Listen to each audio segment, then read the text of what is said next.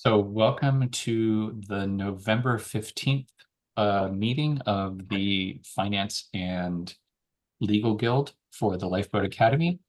And we are starting as usual with our land acknowledgement as a reminder of our rightful place in the web of being, and as a moment also to ground ourselves and orient ourselves to the bigger work that we are engaged in.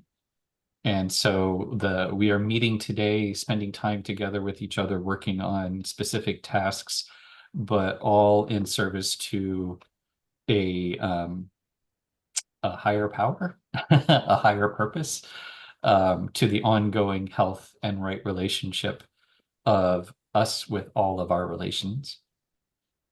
And so we start with the land acknowledgement as a sort of a reminder and a nudge to do what we can to be in right relations with each other here in the room and with all of our relations, human and more than human, near and far. And so with that, I encourage everyone to just take a moment to ground yourself and locate yourself here in this space. So just take a moment to take a breath. You can close your eyes if that feels comfortable. Take a deep breath in and just pause for a moment as you're become more aware of the breathing, which has been going on all this time. Your body taking in fresh oxygen, releasing carbon dioxide, a reminder of the many ways in which we are connected in a reciprocity loop with everything around us. And so just feel the weight of your body pressing down into the seat and the support from the seat and the earth in a turn coming up to meet you, holding your weight. As you exhale, just allow your muscles to relax and feel how that weight is still firmly held, like a hug of gravity to the earth. And as you exhale, just let go of any stress or tension or fatigue, anything that keeps you from being present here, any distractions, any busyness in the mind. To the extent possible, just let them go. Let them float into the air like balloons or drip off like water off a duck's back. And then when you're ready, take one more refreshing breath in. And on the exhale, just let go of anything that keeps you from being present. And come join us back in the circle. And we'll take a little time for some check-ins. The circle as I see it is Becca, Roland, Heather, and me, which I'll type into the chat. And just as a check-in question, how you doing today? How's it all going? Over to you, Becca. Thanks. I'm doing pretty well. I actually got out to a outdoor dance class that I'm on the email list still, but haven't made it to in like, well, I don't know, a couple years. So, and it's for better or for worse, still warm enough to do that today. And yeah, it's sunny here too. So feeling chipper. Over to you, Roland. I'm doing well. Over to Heather. I feel I've spoken quite a bit, but yeah, I'm doing well. It's not too sunny here, but it's quite cold. So, and I'm on an intermittent fast, so I'm watching Becca eating that chicken noodle soup, I assume, and it looks really good, Becca. It's Over vegetarian. to you, Ben. Oh, Awesome. Well, I'm doing very well today, actually. I'm feeling we have a circle every morning, and today's circle felt very affirming and grounding. And so and the sun is out, and I definitely am solar powered that way, so I can feel my energy and my mood always kind of perk up. So yeah, that's good. And so on the agenda today, we have basically checking in on what the items that we have on the agenda so far are checking in on feedback from the rules of association and next steps, and then some general updates on other activities, just so to keep everybody in the loop. And before, I just want to give everyone a chance to shape the agenda to make sure that it works for you. So is there anything else that's on your mind on the agenda that we should add? Over to you, Becca. I don't think so. Over to Roland. I think what's there is already good. Over to Heather. Yep, good for me. Alrighty, well then we'll get right into it, and I'll start with some updates on progress. So two of the tasks that we have had from our last meeting was to create a grid of the current sort of issues left to discuss in terms of the bylaws / rules of association. I put that together. There are very few items on the list, and we can go over those today. And I also, not only did I clean up a shareable version of the bylaws where I basically took out a lot of our kind of back and forth commentary, left some of the questions that were in there that are kind of higher level, and then started sending it out to people. But I also did a deep dive where I cleaned up all of we now have an official current operating agreement complete set of everything that's referenced in the bylaws or in the rules of association. And they still have some cleanup to do, like in terms of formatting and some updating, but mostly they are current. So they represent how we actually work, and they should be complete. And I am very pleased and proud to say that the actual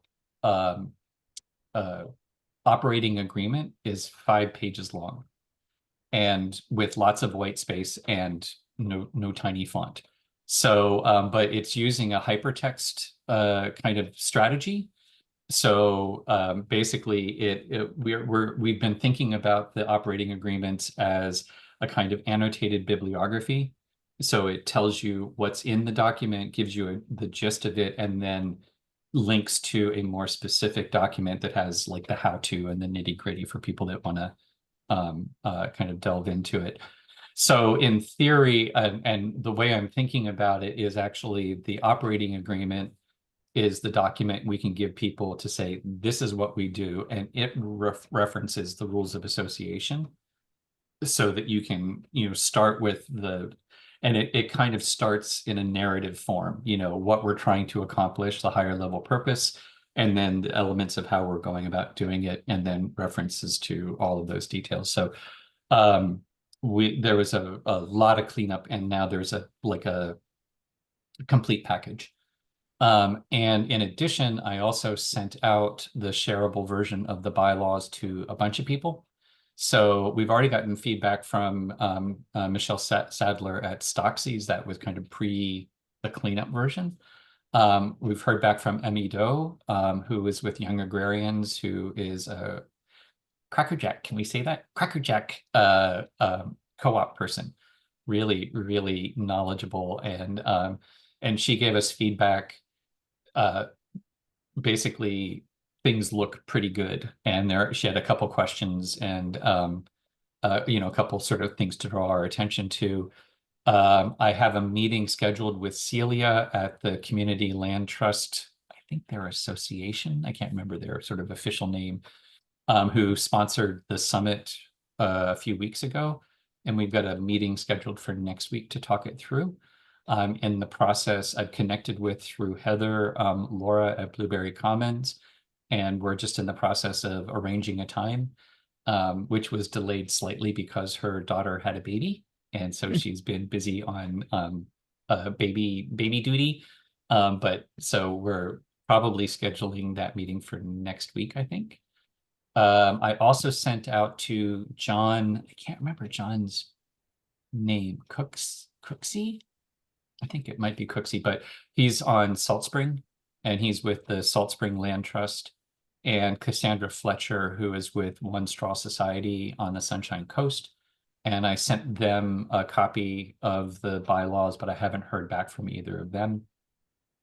I also have an email out as I was doing the cleanup. I stumbled on something called the Fair Shares Association, which is in the UK, has actually gone dormant, and after a fairly brief period of time, but they are all about what we are all about. So I will actually copy their website into the chat. It's really interesting stuff. And they have sort of shifted operations to two other organizations that are kind of carrying the torch. And I contacted the first organization through their website, contact us form, and haven't heard back.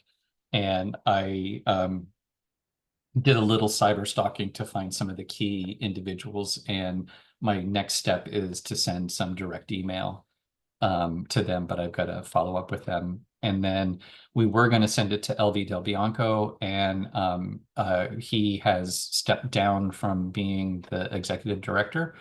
And so there's a new executive director at the BC Co-op Association. I am pretty sure that I reached out to them through their website, and I'll have to double check my inbox, and basically got a response. Here are the things on the website. Good luck with that. It wasn't quite, that hurt, but there was generally a sense in that of, check out the information, become a member, and then maybe we can talk if there's, something there. So I'm not sure, what the next step is with that. And I think those are all the people that we've there's also other people that we contacted initially to get copies of their bylaws. And, so I haven't gone back to any of them other than Michelle. And yeah, so I think that's up to date on who we've heard back from. So I'll just do a quick round to see, are we missing, have I missed anything, or do you have any questions? Not on the feedback. The next step we'll talk about the feedback. But just in terms of who's been contacted, any questions or anything else, comments to make. Becca, over to you. No questions. Sounds great. Better roll on. I'm wondering if would it be a good time to share the link to the operating documents in the chat? Do you have access to that? Well, we were just talking this morning about how you have a very creative way of saving things in unexpected places.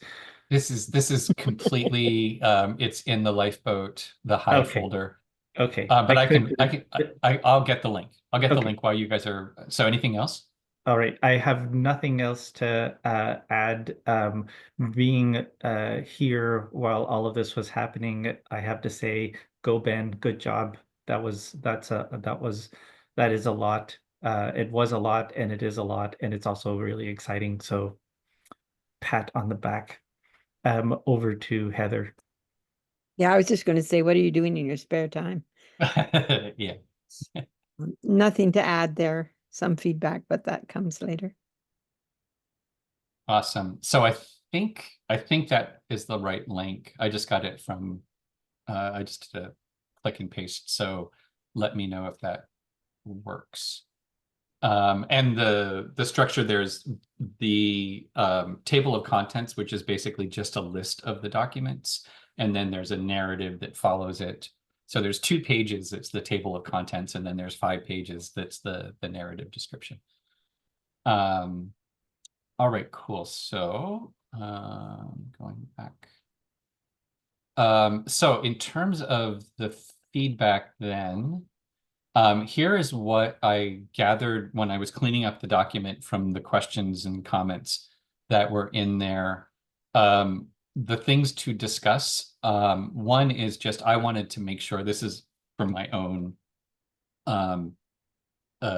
comfort level, is we have the same social purposes from the B Corp version, which is from, 2 years ago. And I would like some eyes on the social purposes because they are in perpetuity, right? So, figuring out if they sound right. And we can talk about that today, but I think it's really kind of getting some people to actually look at that, spend a few minutes on that. We also have open questions around who are community partners, the geography and or description of who can be a community partner. That's worth some conversation, as well as our stakeholder classes and how they're defined right now. We went from the B Corp having more, it wasn't set up where there were classes, but there were more identified stakeholders. And we've collapsed that a little bit. And the logic behind it is actually it's a very typical 4-part multi-stakeholder format where there are kind of shareholders, employees, customers, and the community are kind of the 4 broad classes. So I kind of went with that, but it's worth a discussion about, is that the right makeup, and also how that translates into the board. There's a question about whether or not Class B shares, right now, Class A shares are guaranteed to be basically reimbursed if the co-op has to dissolve, but Class B shares don't get reimbursed. It's worth a conversation because we could actually reimburse Class A shares based on the increased real estate value and reimburse Class B shares for, how do I say, we could reimburse Class A shares for the average increase in prices of real estate. And we could reimburse Class B for the increment of increased value of the real estate for improvements that have been made since the purchase, if that makes any sense. But that's also something to talk about. There's a question about quorum and proxy votes and joint membership. And those are all just kind of technical questions to make sure that we talk about it. Oh, and then the other thing too, in terms of feedback from people, is Stewardship Council composition.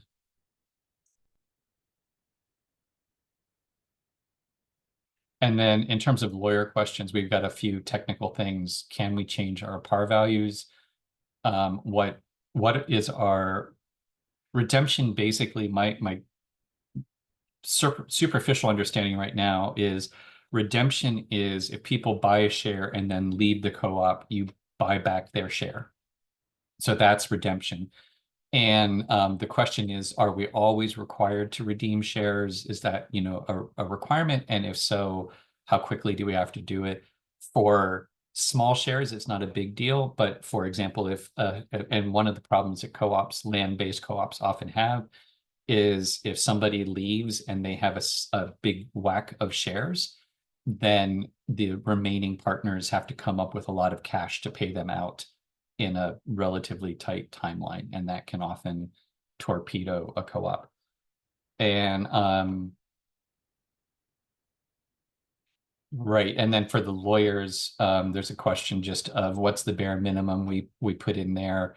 That's the feedback, generally the consistent feedback we've gotten has been, don't put anything in your rules of association that you don't have to. You know, it's really about sliding as much out of the rules of association as you can into your operating agreements, because those are more easily changeable. So that's just one of those. And there's some legal questions about, you know, like, when do we need an auditor? What do some of these terms mean? And a question that's come up in the feedback from Amy Doe is what are the actual limits if we say we're a community services co-op? I don't, I may have misinterpreted what some of the limits are. So I think we want to be really clear on, it sounded from Amy like you can't pay any dividends if you're a community services co-op. I thought you could pay dividends, but you couldn't have investment shares, which were different than regular shares. So anyhow, that's just that's a trade-off question then to have. And that's basically, those are the remaining issues. And I think really the feedback, we haven't gotten nobody's raised any red flags. The big question has been around board composition, which has primarily been what is unusual in our structure versus other conventional ways of doing it is you usually try to keep your board pretty limited. And the idea is more people on a board makes it harder to get decisions made, because more people equals more potential for dissent. And so we have up to 16. We have a minimum of 4 on the board that can go as high as 16. So in our rules of association, we have the option of having a small board or a large board. But the large board, everyone who is familiar with bylaws basically flags that and says, do you really want 16 people on your board? And so it's, I really want 16 people on the board, but it's a good conversation for us to have as to why and, you know, what the limits are and what the risks are. So what I'm going to do at this point is send it back around for, first of all, are there any discussion points that aren't on the list that we need to get on the list? And then let's go back and start to work through the high priority ones. And so first round, anything missing from the list that we need to talk through? And Becca, over to you. Not as far as I can tell without going back and looking at the document, and just the logistical thing. I can't seem to access the document from, I tried to get to it, the rules of association, from the link in the operating agreements, but I think Okay. it's an erroneous link. It could be, because well, there's also 2 versions. I just tried the link and it worked for me. It may be a permission setting. It may Yeah. be because I only don't maybe I need edit access to click on it. Let me have Does a it look. go, does it go to, can you tell the title? Does it go to draft 1 or share? The only thing I can click on takes me to a Sociocracy 101, but I think that might be the link that's right below the in the paragraph. There's like, Hang on, here's what I'm going to do is I'll do a direct share of the link in the chat to the Yeah. draft. I've just got something. Let me try it first, if that's okay. Okay. So I just sent a link, see if that works. That's to the operating agreements. I think Becca was talking about to the actual rules of association. Oh, sorry. Yes, it was to the, yeah. There, I just put the link in the chat.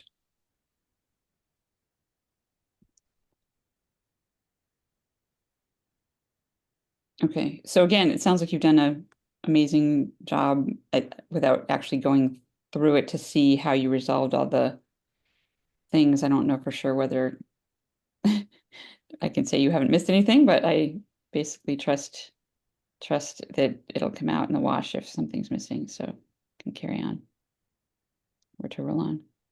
I have nothing to add. It all looks good. Over to Heather. Oh, I think you're muted. I may have something to add, but for now, it looks really wonderful. And I'm just in the back of my mind thinking I want to share this outline and everything with other farms I'm working with. So good on you, Ben. Good, awesome. And I can almost guarantee I've missed stuff. So I am appreciative of people keeping an eye on, the details. So I am gonna propose that we actually no, I'm gonna yeah, let's actually start one more round. Where do we want to start the conversation? What's the item that kind of feels like it's high priority? And I'm kind of thinking the stakeholder classes and the stewardship council composition together as the place to start. So over to you, Becca, for ideas.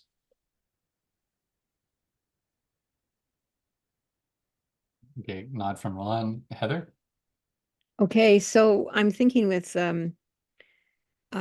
is that I want to refer back to sociocracy in terms of how we structure ourselves. And like I was going to say about that is that the composition of the stewardship council would reflect the various circles.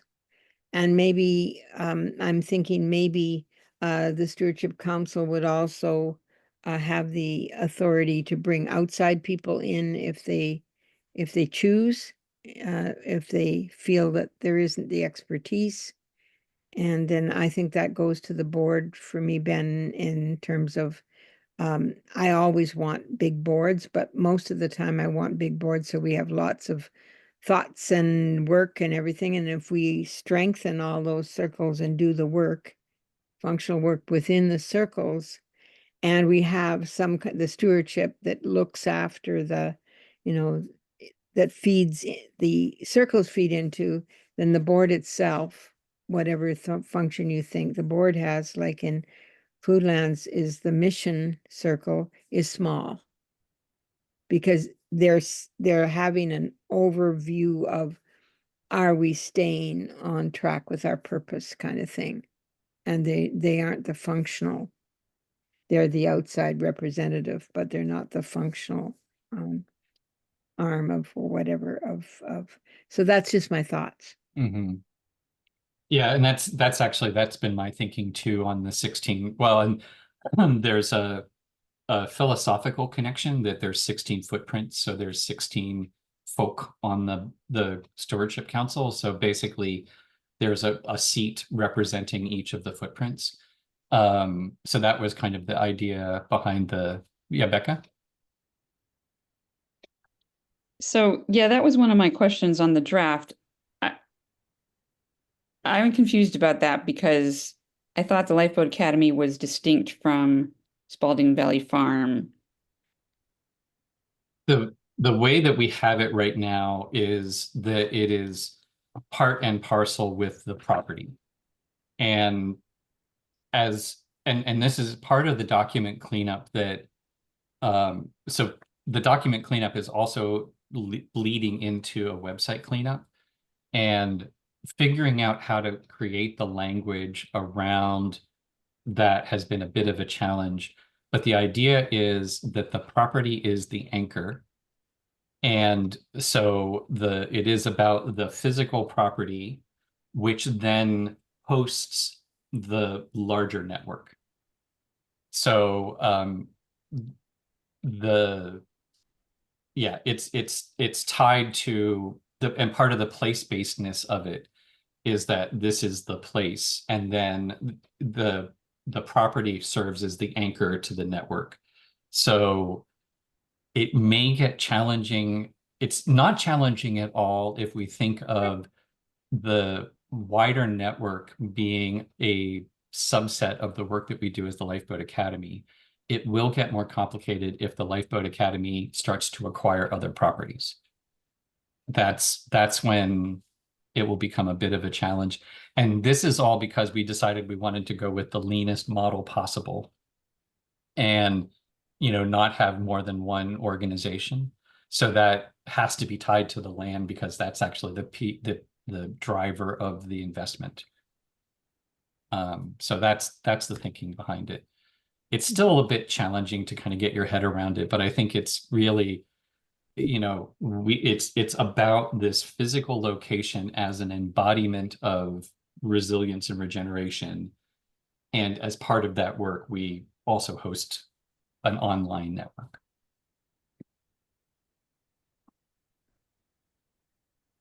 Heather? Yeah, I'm just thinking of, in terms of the language for me, is that the Lifeboat Academy is housed on this land. It's kind of like this is our home.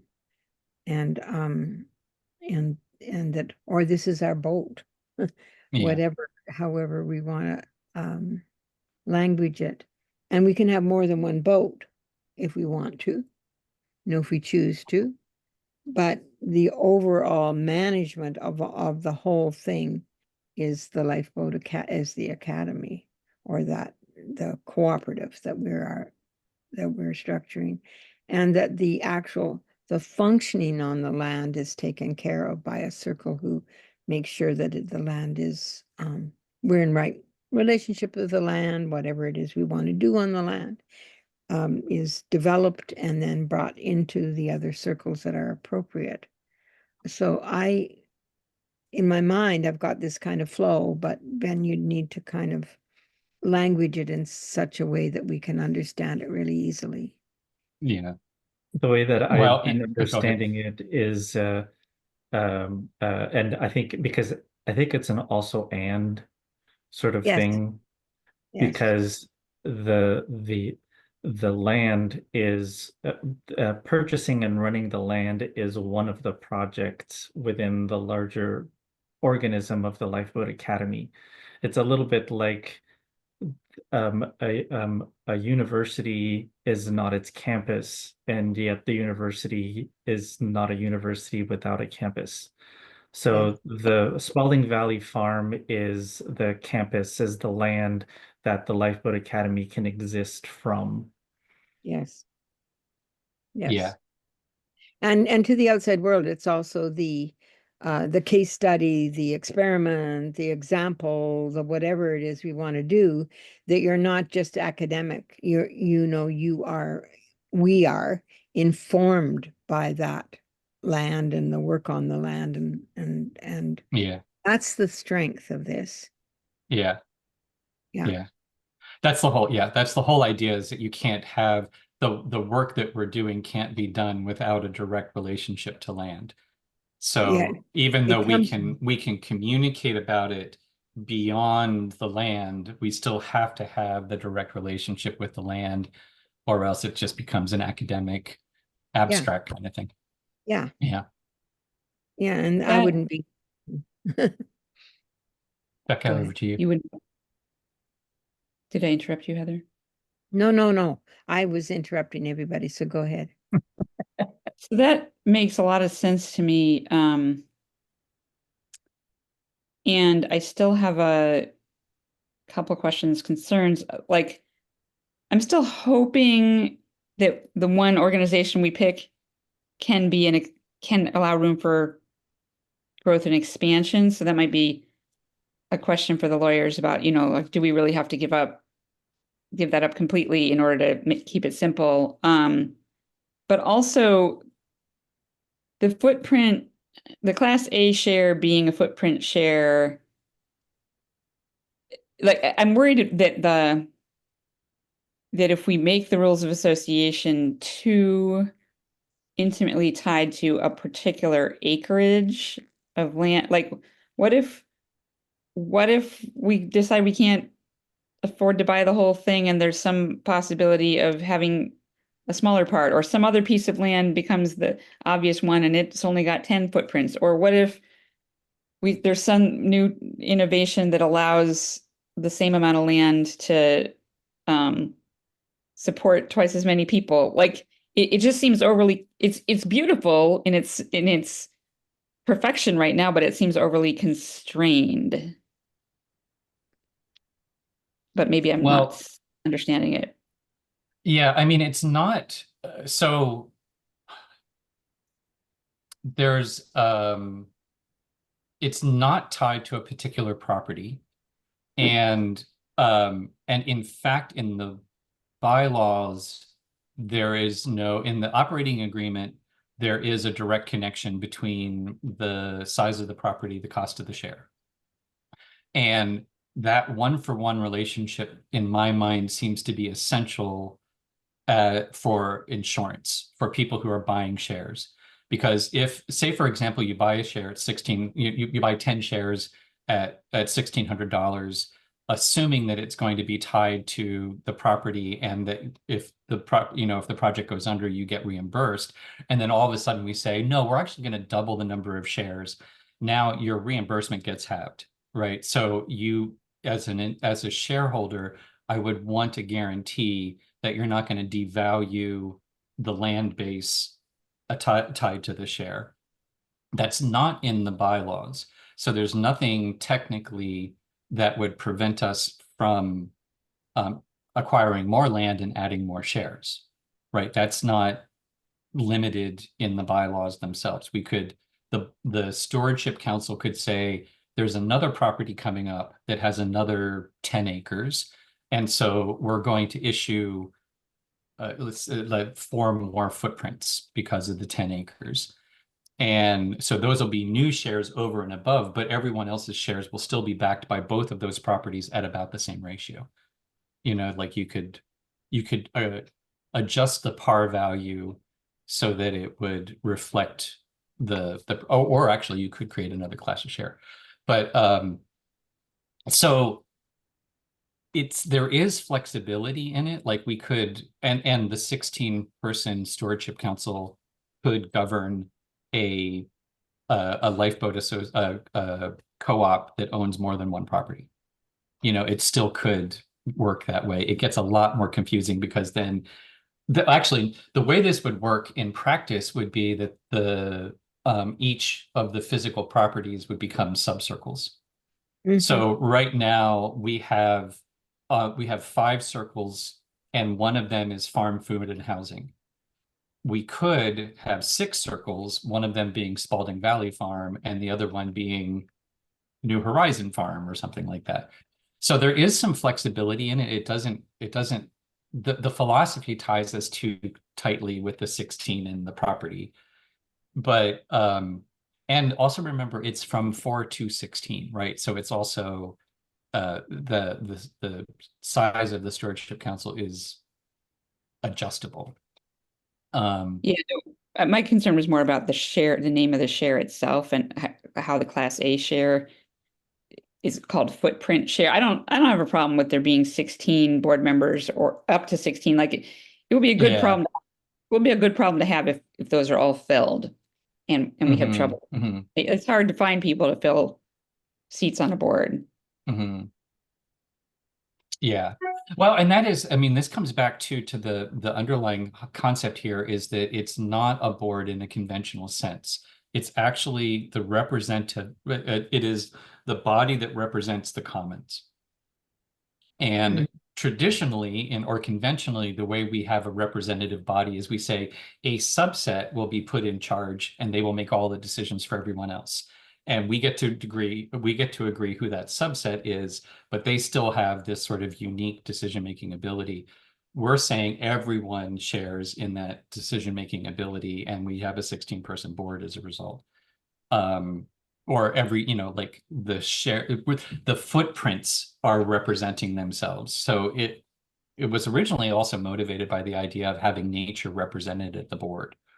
So it's kind of like the humans are showing up as a spokesperson for one person's fair share of resources. And that actually could translate no matter how many additional properties we add, that logic could continue to, evolve. where everyone is showing up to represent a footprint and anyhow. So what I'm hearing is that there's two different things going on here, at least two different things. One is the composition of the Stewardship Council, and the other is the naming of the shares. And I am completely agnostic on the naming of the shares. I think I haven't settled on anything that's clear. And if you read, actually, let me go to, I want to see where I'm going to remember where we actually describe this.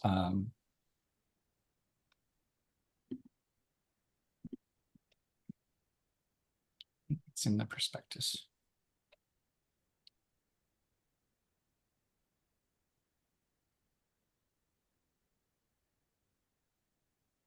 I'm gonna,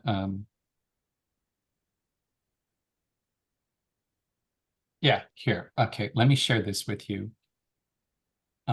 This is my latest attempt. And I do want to remind us the goal here is good enough for now, safe enough to try. And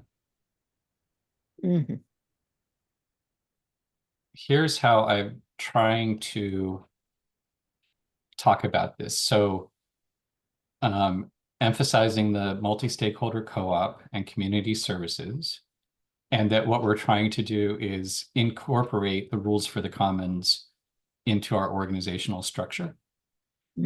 And these are our social benefits. And then we use sociocracy. Stewardship Council, this is, represents the commons, the land itself, and the people who depend on it, and intentionally composed to maximize diversity of perspectives. It's basically that section. And that it is the fiduciary body of the association, so it is the legal decision-making authority. So just to interrupt though, that out from the outside, then that is the board. Yeah. Okay. Yep. Understood.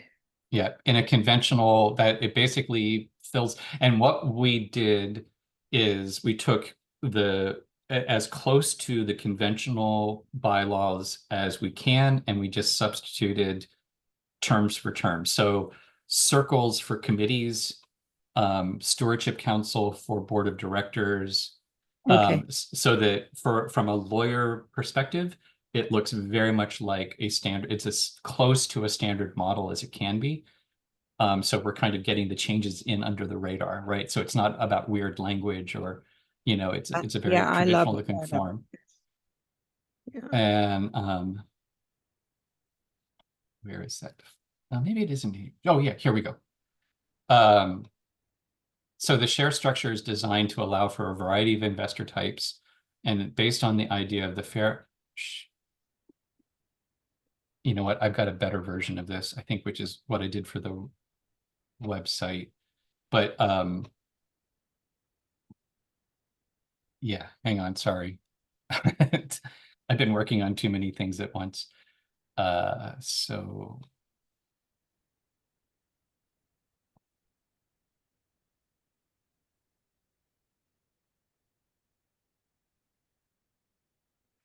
I'm kind of wondering if you want to go into this level of detail, we're going to run out of time. that's a good question. Yeah. I was also wondering about the practice of sociocracy. So what are we dealing with here? Is it just a question? Is it a concern? Is it an objection? And as since we've agreed to use sociocracy, depending on what this discussion is actually about, what's the appropriate thing to do? Thank you, Circle.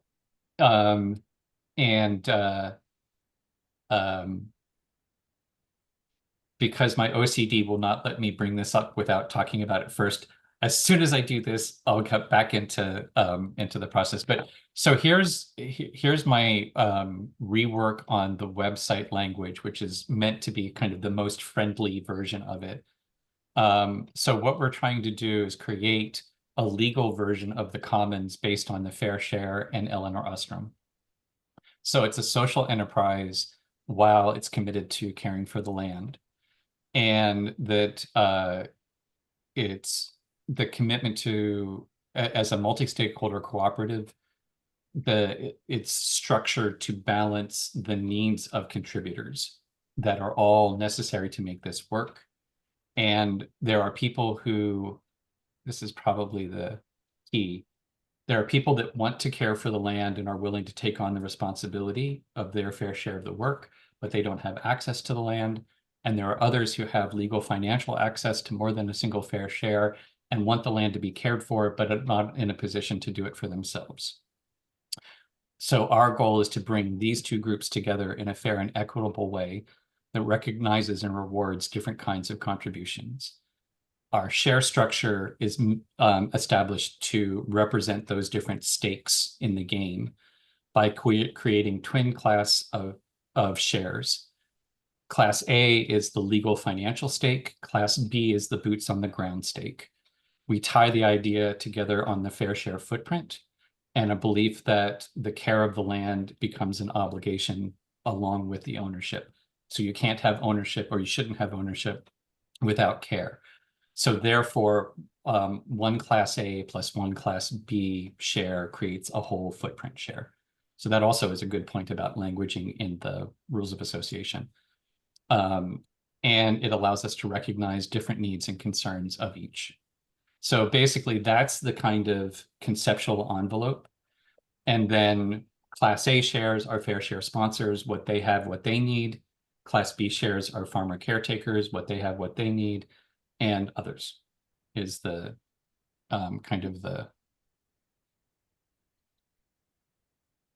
Wow. So with that, I'm going to honor the wisdom of the circle and say what are, because we are almost at an hour already. We generally do 90 minutes. I'm hoping that we can as well, but we really want to be thinking about where do we want to get to today and what are the next steps. And so with that in mind, I think that the clear and obvious next step is, when do we engage the lawyers? And that's, you know, sort of the prime question. And then the secondary question is, I think, how do we resolve these questions? I'm gonna refine that a little bit more. There are some of these questions that are for us to resolve. And there are some of these questions that may just be interesting as we start to talk to whoever we talk to about this next. Because this isn't just about us, right? You know, so it's making sure that it's good enough that we can have the conversation with other folks.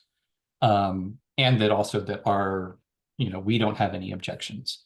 So I like Roland's clarification around, and the language that we use generally is consideration, concern, and objection. Consideration is just, you know, I have a question, or this is an idea, or whatever. A concern heads towards an objection. You know, I think there's a risk involved in this, but that risk is not enough for me to think we need to prevent this moving forward. It's still safe enough for now, good enough for now, and safe enough to try. And an objection is, this is a red flag. I can't go past this until, you know, we can't go further until we have this absolved or resolved. So with that in mind, I'm going to go back to the agenda, and I'm going to go back to the circle and say, at this point, what are your consideration, concerns, and objections that we need to resolve before the next step? Is that clear? Does that work? Yeah. It's just, if you're gonna put it up, because I can't remember all the things I had comments on. Yeah. Where the next step is talking to the lawyers. Yeah. The two next steps are talking to the lawyers and other Mm. potential partners who might be in, you know, people who are going to have to sign off on the bylaws. Yeah. So yeah, I'll just go here over to you, Roland. So general and circle, well, we'll use the circle. We'll go once through the circle. Everyone can express concerns, objections, etc. And then we'll come back and we'll have a second round where we can respond to what we're hearing. And we'll see how far that gets us. Roland, over to you.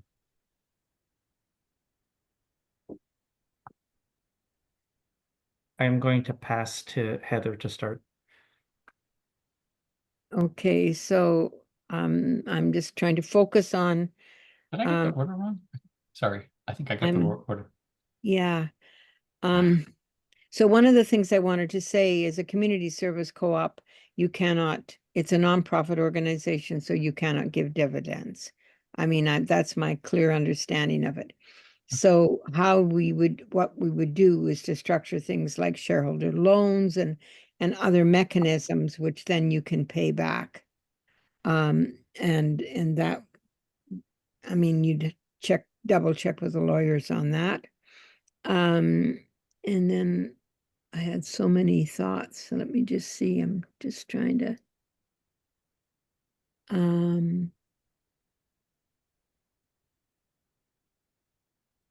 You can definitely, you can generate a surplus for sure. I mean, that's in fact advisable for you to have, for us to, I'm going to say us, I'm going to stop saying you, for us to have a cushion, cash flow, all of that kind of thing. It's just what you do with the surplus. You can't distribute it to the shareholders. And then I agree with keeping as many things in operation. I probably said that many times. The Constitution is not something you want to change. Very seldom. So everything is in operation. So I guess it's about the people investing. Are they confident enough that their interests are covered through a constitution, which is, primarily unchangeable? And I really love for myself to really understand how sociocracy functions within that structure. And I think that I've got a pretty good idea. I'm just gaining a good idea of how that works. And thank you for the stewardship team and its representative. I still don't quite know what the 16 are, but you don't have to tell me that. I can go and research it. Again, I wasn't aware. We have 5 guilds, so expanding that to 16 seems like, who are the other people, the other groups? And about the auditor, I think that we are going to require audits every year. So that's a good, not other nonprofits don't. So that's a really good question for the lawyer, because we have so many financial interests that are involved. I think that maybe that might be a requirement. And I had a lot of other thoughts, but I can't remember exactly.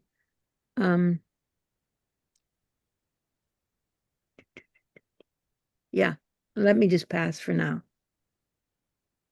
All right, and I'm going to pass back to Becca because I actually got that wrong to start. So it'll be Becca and then back to Roland and then back to me. And then we'll be back in the circle. Can you scroll back up to the top of the list?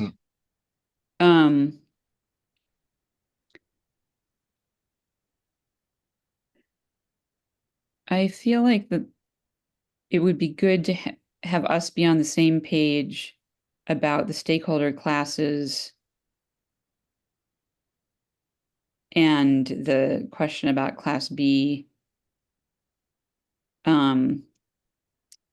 dissolution, whatever it was, because I can't see it anymore now that you scroll down again. But that I think those are the main ones that I feel like we need to be on the same page about to the extent possible before talking to the lawyers. Although they may be able to help clarify some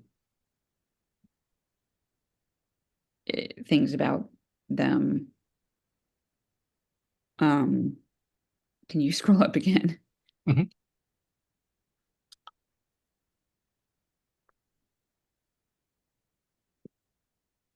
Yeah, I mean, I don't know, the rest of the things don't feel as important to me. I mean, like we can figure them out. Over to Roland. I don't really have anything to add. I have questions and questions around if we're going to be working on the definition for, or how the Class B shares work. How are we going to do that? And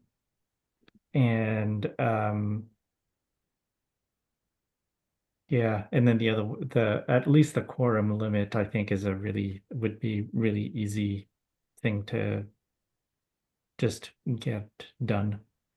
So nothing else to comment on. So back to Ben. Yeah, and I feel like there is a little bit of back and forth around the dissolution for Class B. I think the first question is whether we want to pursue it at all. The second question, because it depends on being able to adjust par value. So if we can't adjust par value, then doesn't really work. So that's partly a legal question about, what can we do in that situation?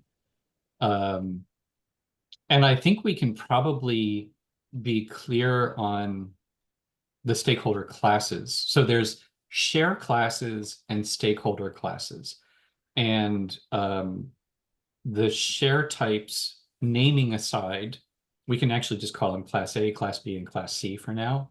And we can call the stakeholder groups group 1, group 2, group 3, group 4, and to at least for our internal working. So I think we can come back to that and actually have that finalize that before we leave today, before we talk to the lawyers. So I kind of feel what I'm hearing is we're really close to being able to bring the lawyers back in. And I think it is probably a good time to do that. And actually for me, the question is, when do we start bringing Steph in or Joey in, or, other people who may want to actually sign on to the co-op. Oh, and the last thing I wanted to say was, so the way the Stewardship Council is currently chartered, it can be from 4 to 16. There are 4 stakeholder classes. Each of the stakeholder classes can have 1 to 4 representatives. There has to be at least 1 representative from each class on the board. So the idea is that basically we can grow the board as we want organically, but that it's always representing at least one person from each of the classes of stakeholders. Becca. Mm-hmm. I'm sorry, you've probably explained this to me 4 times, but I'm still confused about why the class shares and the stakeholder groups are not the same. Because a person could own Class A and Class B shares. There are 3 share classes, A, B, and C. My goal is to own both an equal amount of A and B. I want to be a full farmer. I want to have both A and B shares. So that would be a full farmer or a timeshare cropper would have both A and B shares. So they would have legal ownership and an obligation of caring for it. They would be committed to actually working the property. There may be some people who actually you would be in a situation where you would only want Class A shares because you can't come and work the property. So you could own Class A shares, but not Class B shares, and that would put you in a different position. Likewise, you could own Class B shares without any A shares. You would just be an employee, So that's why there are different so A and B shares combine to make 3 different shareholder or stakeholder classes: A only, A and B, B only. And then there are community shares on top of that. So that's why there's a slight difference in the number of shares and classes. Right. Heather, question? Not about that. That's very clear to me, and understandable. I wanted to say, we don't have to discuss it, but can I just say my response to some of the other things I remember now? Okay, yeah. Okay. So dissolution clause. So in a community service cooperative, the dissolution clause is to protect the co-op. Is often there is language around how much time you have to pay the shares back, and there's some language around that it can't put the co-op in jeopardy, which of course is Oh, one of the, redemption. You mean redemption, yeah, redemption clause. yeah, sorry. But Yeah. in the, oh yeah, in the redemption clause, sorry.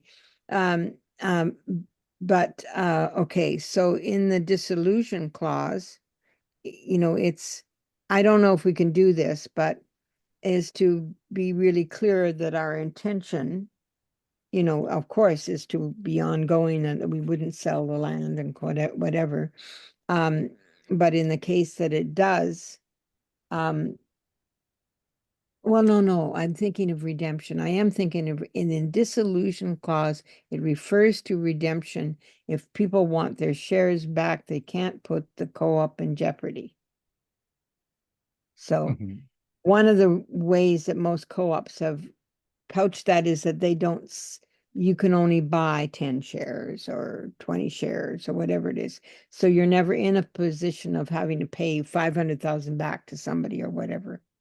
Mhm. So if we can't do that, we don't want to do that, then there needs to be some protection about us, how much time we have to pay out the redemption of a share or shares, Yeah. and with some language about negotiation. Because we could negotiate to pay it back over time or whatever. But the clause that you can't put it in jeopardy, some language around that, I think is really important. And the lawyers I would know. think that's already in there. Yeah, then And it is the longest redemption period that I found of any of the documents.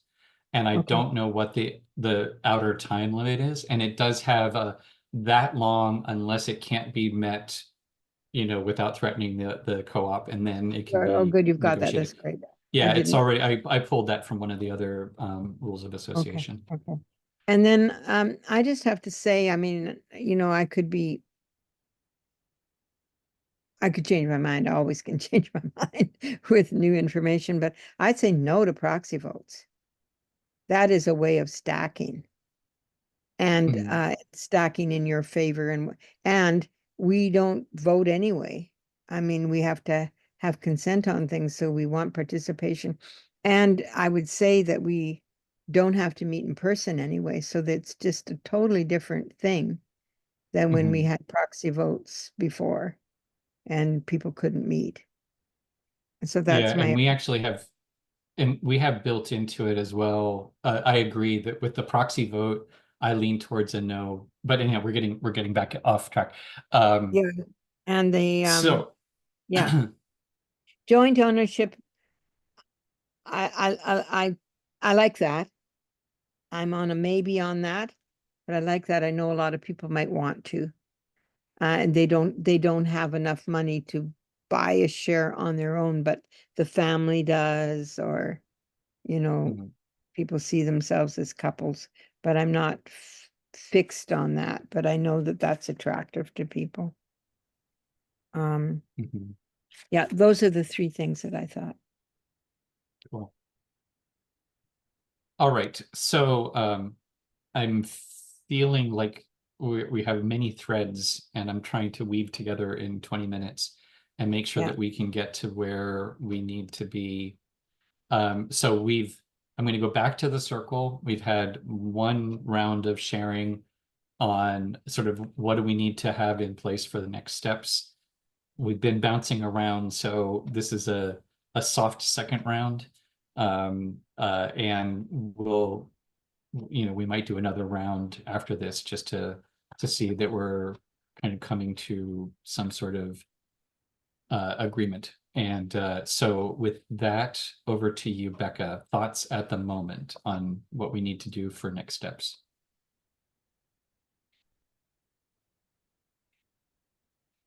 Oh, you're muted. I think we still need to be more clear about the relationship between and the language between the share classes and stakeholder groups. I'm trying to write down what I think you said, and it's not meshing with what I see in the Rules of Association draft. So I'd like to dig in a little bit more on that when we have time. Mhm. And I really want them to be not, if a stakeholder group does not directly correspond to a shareholder class, then I think we need to, as I think you said, call one of them 1, 2, 3, 4, and the other one ABC. And if group 1 are people who have Class A shares only, and group 2 is people who have Class B shares only, and group 3 is people who have A and B. What about people who have, anyway, I don't quite see the mapping yet. And I didn't disagree with anything Heather said.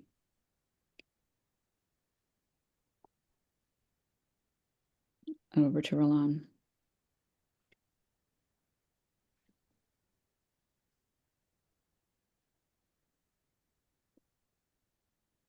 So over to me. Yeah. Mhm.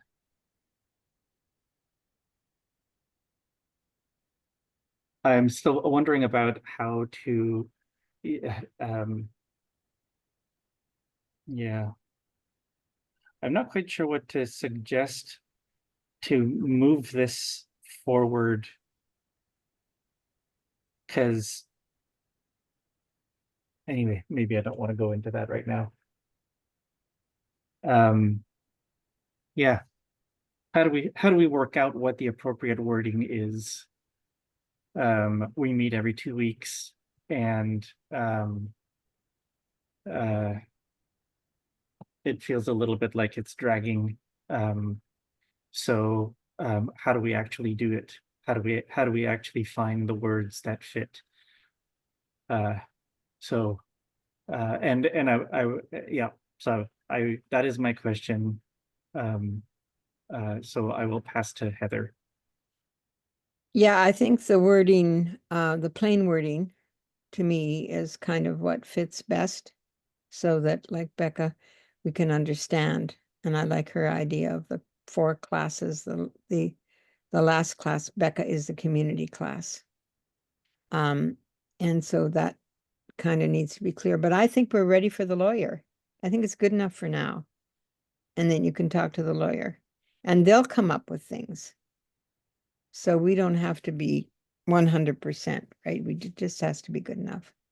So that to me would be the next step.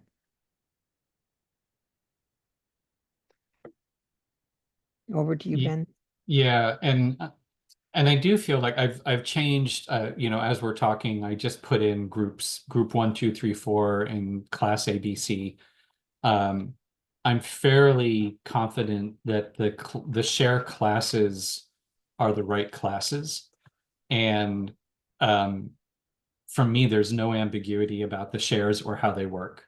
And No. it is meant to be the simplest system that allows.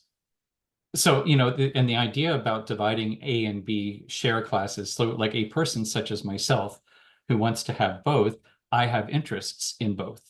As long as I have a B class share, then I can put myself forward to be on the stewardship council as one of the caretakers. As an A class shareholder, I could put myself forward to be on the stewardship council as an owner, with a financial interest. And, whichever way I am on the board, this is where the sociocracy part comes back, that no one is prevented from expressing any concern or any objection from their perspective, whatever that perspective is. And so, the idea behind sociocracy and consent is you want differences of perspective to come up, because then that makes for better decisions. So you're not limiting, as opposed to other boards, I've actually seen, and some people have recommended that, when you're on the board, you only wear one hat, and, you only talk from that position on the board. And that seems very artificial to me, but anyhow, I agree. I think the shares make sense, and then it's really about making sure that the membership groups. So if we have classes of shares and we have groups of members, I think it really is about making sure that we're clear on that gets us the right mix of representation on the board. And Mhm. that's one I'm still, the other thing too that we haven't even gotten into is the way this is written right now, conceivably you could have 4 stewardship council people from group 1 and 1 each from each of the other groups. Like there's nothing that prevents that from happening. And you could have 4, 4, and 4. So you could have an equal number of community folk and guests as caretakers and fair share sponsors. And would that be a problem? And, you know, for me, I'm saying it's sociocracy. Like we don't, like Heather's saying, we don't do votes generally, unless the votes only happen in like a worst case scenario. And really the votes are only around whether an objection is germane to the organization. That's the only thing you can vote on. But that's, you know, kind of what would happen in a voting situation. So anyhow, I'm going to do one more round because what I'm hearing is I think we're probably good enough to bring the lawyers in. We probably still have some conversation we need to have around. We definitely need to make sure that the language is clear, and there may be some, you know, further conversation around the composition of the board. And I come back to Roland's question on that is like, what's the best way of having that conversation? Because I do feel like we keep getting stuck in this vortex, and I'm not sure how we move past it. Yeah. So one more round just to see, you know, thoughts, reactions. Becca, over to you. I agree. It would be nice to move forward faster. And if that means bringing the lawyers in before we're all completely clear, that's fine with me. I think that there's some logical inconsistencies in the draft I'm looking at that would be nice to clear up. And again, maybe I'm misunderstanding, but I don't see if you've changed something to groups that's not versus classes, that's not in the version I'm looking at. But so is there a version that you're working on the rules of association and you're changing it, or you're just changing it you're just making notes somewhere? In the rules of association, it's actually in the document, in the draft 1.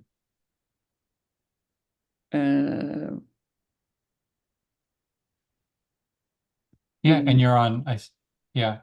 What section are you? Section 2.3. Okay, I'm looking at 1.3. 1.3? Oh, everything says 1. I don't know. This is like, I don't know if this is the wrong version or what, but the numbering's all screwed up again. My numbering looks fine.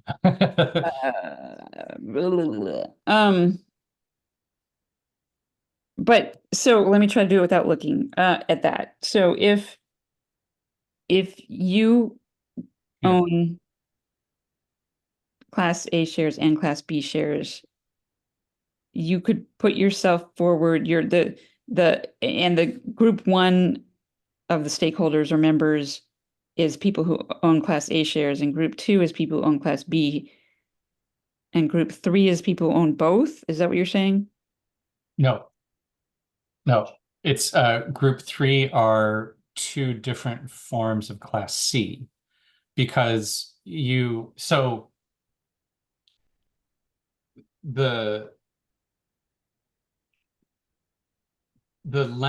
difference in language is because when we talk about fair share sponsors and caretakers and timeshare croppers, those are actually different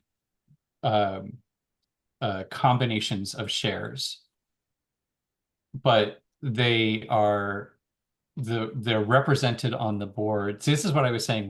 We simplified the board composition to the bare minimum. And So what I didn't quite get my question out though, Yeah. which is if there's overlapping share classes, then it sounds like you're saying that one person could hold 2 seats on the board based on their different share classes that they own.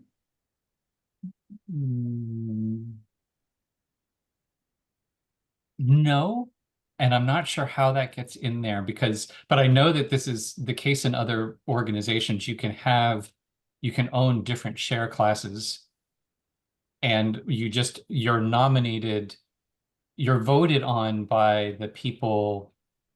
That's an interesting question. It never even occurred to me that you could hold 2 seats on the stewardship council. No, you can't. I mean, we don't want that, right? But yeah, and I don't think I that's- don't think there's. I think it's I think it has to be the election of a person to a seat, and then that's where the roles can't be. Yeah, I don't know where that comes up actually. Well, like in sociocracy, you don't do that, right? I mean, you are a delegate to that and you can speak for more than one circle, Mhm. but you're just one person, and it's not competitive. It's by consent. Well, and you can be a member. So here's the thing: is the board. Okay, yeah, this is how this works. I can be in more than one membership class. So I can apply and be considered a member of, well, say group. I can be a member of group 1 and group 2. And other people could be a member of only one group. And then when you're nominated, you are nominated in a particular shareholder group, or sorry, membership group. So when you're nominated, you're voted on by the people in that. Anyone can nominate anyone, but you can only be voted in by the people of the same membership group. Yeah. So if you're nominated by the employees and by the owners, you have to decide which of those groups you're representing on the board. No, you would be nominated. So the way that this is meant to work is the employees could nominate an owner, but the owners would be the ones who vote on that nomination. So you nominate a person in a particular group to represent that group. The nomination can come from anywhere, but only people in that group get to vote on the nomination. And that actually is the one place where there is voting. There's direct voting on who. It's not a consent process. But if you get nominated to represent both the employees and the owners, and they both want you, and they both vote you in, does that give you 2 seats on the council? Yeah. Well, first of all, 2 seats on the council, there would be no advantage to that because you don't get a vote. You don't get a vote per seat. You only get to a voice an objection or a perspective. So there's no advantage. You don't get an extra vote, and you still only get one member, one vote. So even if you were representing more than one seat, it wouldn't give you any sort of strategic advantage. You wouldn't get an extra vote. So you might be able to occupy more than one seat, but yeah, the key is that that seems like something we would limit. I know. I'm just saying it reads inconsistently logically to me the way it's set up, and maybe nobody else will try to apply that kind of logic to it, but I suspect people will, and I'm concerned that it looks like we're not making sense. So would it be as simple as just putting in a line that says only one seat per person? I think there's something we could do like that, but I think, so here's what I'm going to propose. One is I want to continue to underline, we are in part saying establishing and being able to maintain and establish a healthy culture is really the foundation of what's going to make this function. We recognize explicitly that our bylaws will not save us from problems. They won't fix problems if they occur. We need to make sure that those problems aren't occurring. That's why the bylaws are as stripped down as they need to be, and our operating agreements and our processes are what we think are going to create the healthy organization. So we can't depend on our bylaws to save us from problems. We just want to make sure, and if you haven't, I'll forward the email. I thought everyone was copied on it, but Amy has this great thing about there are 3 functions of your bylaws. One is to make sure that you're having healthy conversations around these topics. The other is to ensure everyone's on the same page. And the third is sort of legal protection. They are not meant to get you out of a jam or to prevent misunderstandings. This is not our onboarding document. So with that in mind, what I want to propose is, Becca, could you try to do a rewrite? Because what's hard for me is I can't respond to, this doesn't make sense to me, try something else. I don't know how else I've tried. So what I think would be really useful is if you could try to, you know the concept, you know what we're talking about. If you could try to come up with some language that would make it clearer, then that would be really useful. That would be something that we could bounce off of, and I think there'd be more meat on the bones. But I kind of feel like I can't respond to somebody might misinterpret this. How do we write it in a way that somebody might not misinterpret it? Because someone's going to misinterpret anything, like there's no way we can get the language. If they are intent on trying to, do some sort of power play and figure out how they can sneak something through the bylaws, they're going to figure it out.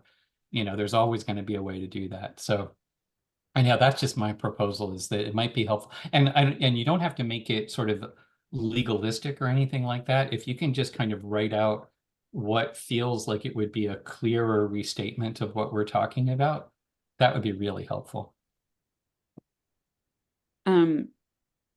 I can try, but I'm really stymied by the fact that the numbering, like I'm looking at your version and at the version that I opened, and the numbering isn't the same. It's really screwy. So I don't even know that I'm in the right. Can it be printed as a Word document and sent that way? Because then the numbering, Ben, your numbering. It is a Word doc. It is a Word document. No, but I meant not as a Google Doc kind of. It isn't a Google Doc. It's a Word doc.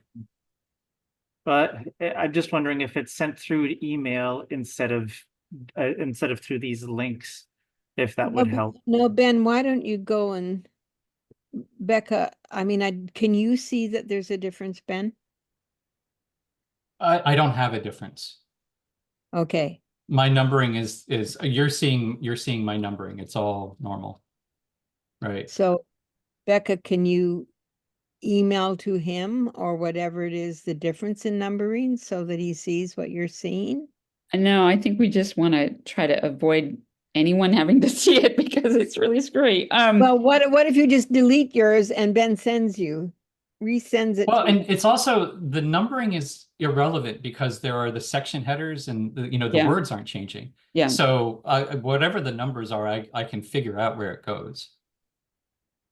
I'm just afraid I'm going to screw it up by opening it in, like if opening it here is screwing up the numbering. But anyway, we'll figure it out. Just save a copy. Okay. Just make your own copy. But I agree with Ben, Becca, if you can, you're giving a gift to the circle here. Because all of us seem to understand it and you don't, and you're right, that other people absolutely will have the same perspective you have. Are you hearing me? Am I off? Yeah. Okay, because all of a sudden everyone disappeared. Yeah. And do we want to go ahead and schedule with the lawyers in the meantime? I think so. I think so too. For 2 weeks from today? Yeah. It's 2 weeks from today. Um, It's the day after 29th. Thanksgiving. Day Oh. after Thanksgiving here. I don't think I can do that. All right. And actually, I just have a bio break. I'll be right back.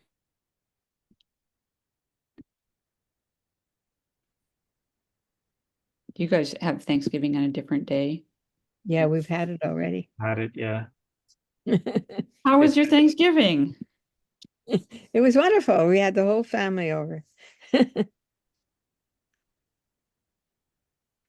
Had on bequest for my sister, we had a big turkey, and then I sent everybody home with leftovers. Mm. But maybe, I mean, maybe if it's just going to be, if it's not going to be the US lawyer, maybe the Canadian lawyer can meet and on the 29th. Well, if it doesn't work for you, though, if you feel like it would be,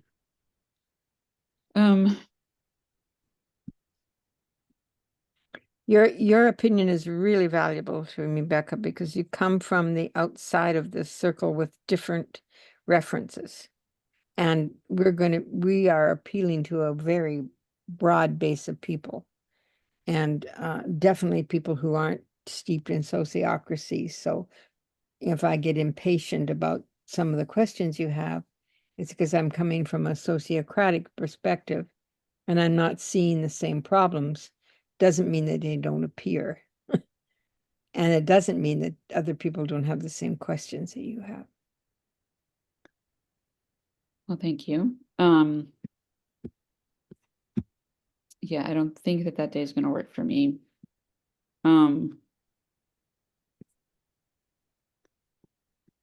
Would the 6th? so then I guess the question is then do we want to have a separate special meeting day with the lawyers if that date doesn't work, or do we want to roll it over into just the next Finance Guild meeting?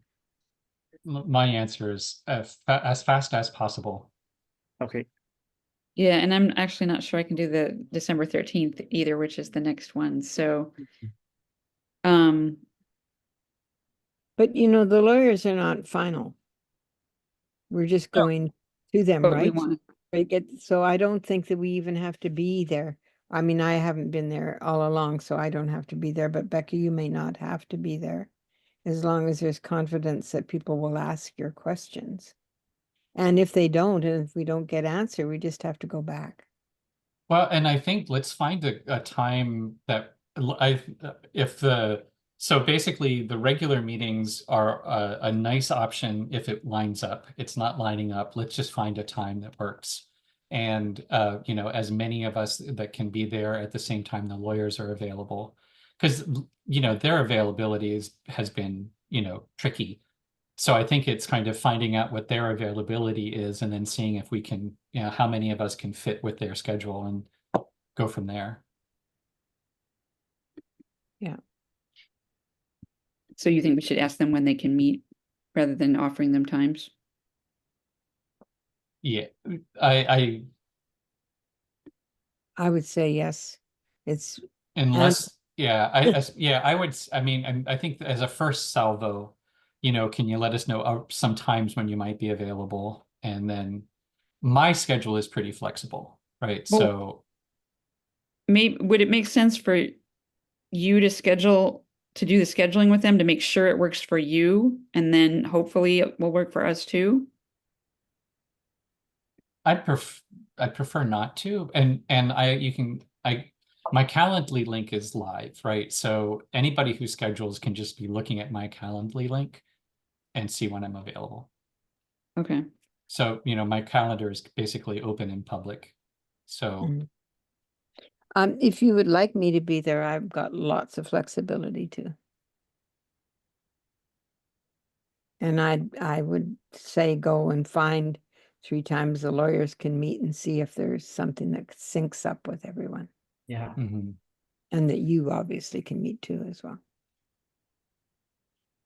You don't have a Calendly, do you, Heather?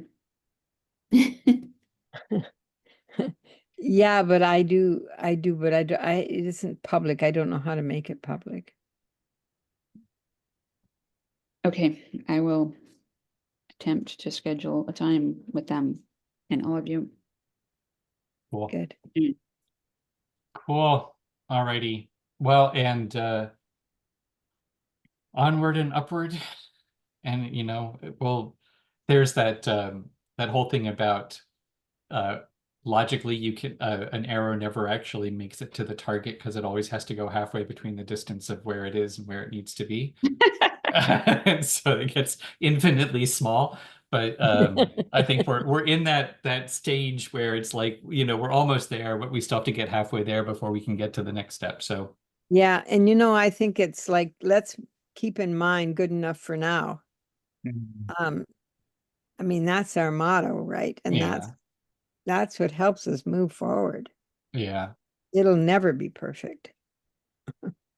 Well, and so let's do just a quick checkout round. So last thoughts for the good of the cause, and I will start just building on that because the other thing on my mind is, there's been this election, and so there is something of timeliness in what we are doing, and I think it's more, my position is I would rather do things that are slightly imperfect but timely than that are perfect but have missed the wave, have missed the opportunity. So that's my last thought for the good of the cause. Over to you, Becca. Here, here. I appreciate your tolerance, if not full on patience of my questions. And Ben, can you send me a fresh link to that document just in case it's something that was happening just now that will be undone when I open it again? I closed it. Sure. Yeah. Yeah. Roland. And I'll also send some other links that I think are where there's other language that's for the same stuff. You might just copy everyone.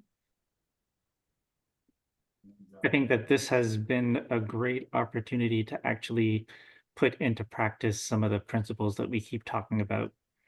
And I think yeah, so yay us, and that we were sort of pushed into it with a little discomfort, and sometimes that's the purpose of discomfort. I would also like to put out a shout out to one of our long-term supporters who had a birthday yesterday. So happy birthday, Giselle, who also happens to be my mom. And with that, over to Heather.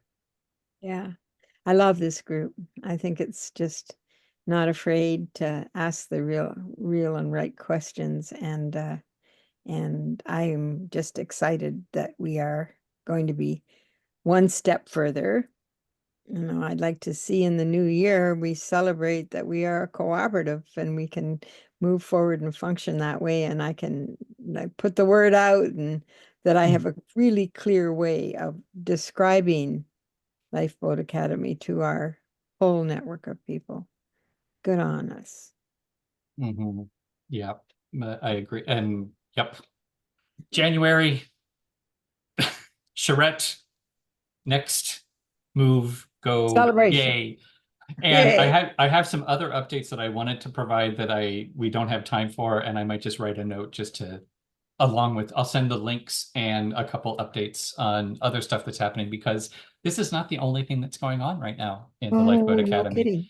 So there's lots of other stuff that's evolving as well. So anyhow, onward and upward, and happy Thanksgiving. And Becca, I wanted to send you condolences on the on the election. I just felt I was kind of in tears and thinking very much about you fondly, and